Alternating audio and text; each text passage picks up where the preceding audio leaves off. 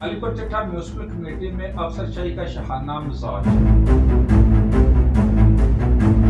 Assistant commissioner की नजायज इजाफात की मुहिम को किया नाकाम। बल्दिया मुलाजमीन का करप्शन से माल बनाने का किरदार बेमिसाल। मनपसंद जत्थे ने नजायज इजाफात में किया कमाल।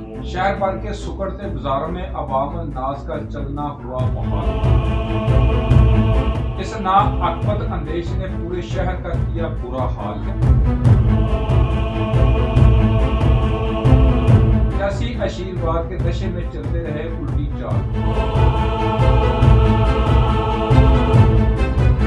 शहर सियासी पुष्टपनाही के हाथों बना रहा यरगमाल। जो सरकारी वसाइल को अपने मुफादात की खातिर करते रहे फवाल। अवाम की बारहा बार तवज्जो दिलाने के बावजूद इनको जरा भर भी न आया ख्याल।